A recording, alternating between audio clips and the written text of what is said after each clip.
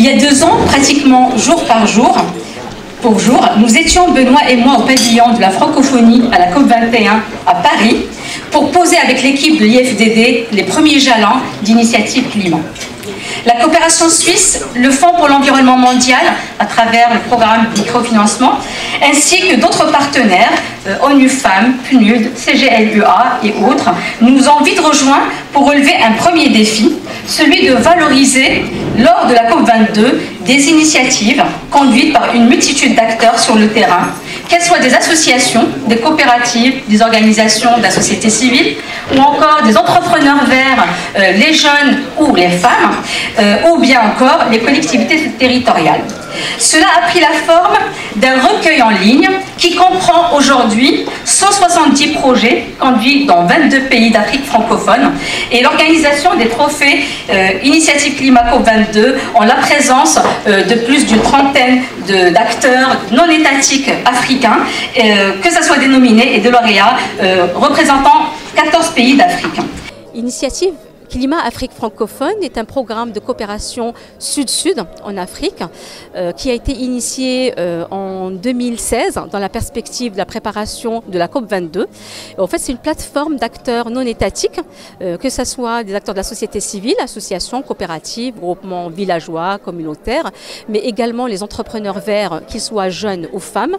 Et la troisième catégorie concerne les collectivités territoriales. Et donc l'objectif, c'est de recenser et valoriser et mettre en réseau tous les acteurs qui travaillent dans la lutte contre le changement climatique, que ce soit en termes d'adaptation ou d'atténuation. Le programme Initiative Climat prévoit également des trophées, donc il y a un jury international qui se réunit et qui permet de retenir, sélectionner 30 nominés et 10 lauréats tous les ans. Donc nous avons organisé la première cérémonie l'année dernière à Marrakech et nous avons accueilli une trentaine d'Africains qui étaient là et qui ont participé à la conférence climat COP22. Cette année, nous recevons une vingtaine de correspondants de plusieurs pays, d'une dizaine de pays. Et donc, c'est dans ce cadre qu'on organise ce soir la cérémonie de remise des trophées en présence d'un certain nombre de personnalités, représentants d'organisations internationales, mais aussi des délégations officielles avec les ministres des pays des lauréats, mais également les lauréats et les nominés et les correspondants pays que nous avons mis en place, qui sont des ambassadeurs maintenant dans plus de 21 pays, pour recueillir, parrainer, accompagner les nouveaux porteurs de projets. Bah écoutez, c'est remarquable parce que c'est un événement pour primer des gens de la société civile qui font des choses remarquables.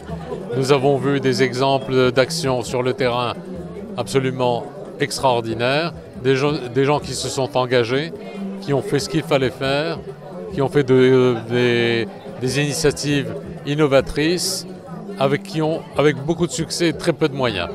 C'est absolument remarquable et je pense que cette initiative de remise de prix à des gens méritants qui se sont dédiés à justement essayer de faire face aux effets du changement climatique est une excellente initiative. Il s'agit d'un événement qui a été créé il y a 2 ans et qui consiste à montrer les actions concrètes qui peuvent être mises en œuvre pour traduire dans la réalité toutes ces négociations, tous ces accords qui sont signés dans le cadre de la protection de l'environnement. C'est de ça dont il est question, c'est la traduction des accords qui sont parfois très complexes en une réalité.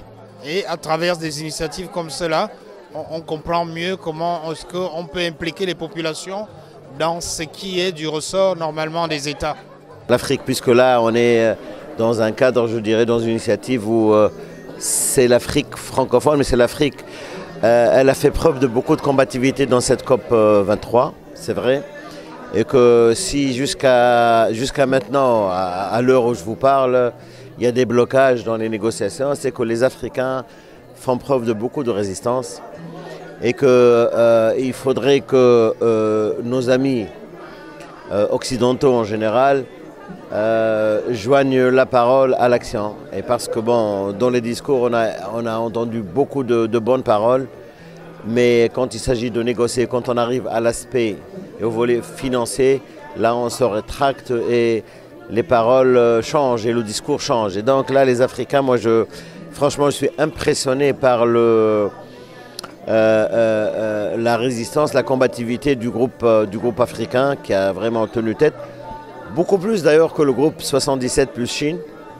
Alors, ça, je vous donne un peu quelques secrets des négociations, mais bon, il faut le dire. Mais à part cela, moi, je pense que le mouvement vers une politique et volontariste de lutte et de résistance à l'égard de ces changements climatiques qui sont très néfastes pour des pays comme la Tunisie ou comme le Maroc ou comme d'autres pays, est un mouvement irréversible. Et je pense qu'il faudrait que non seulement dans nos politiques nationales, mais également dans nos politiques et dans nos rapports internationaux, il faudrait que toujours la donne de l'écologie et de la sauvegarde de l'environnement et de nos ressources naturelles soit quelque chose d'omniprésent dorénavant. Voilà.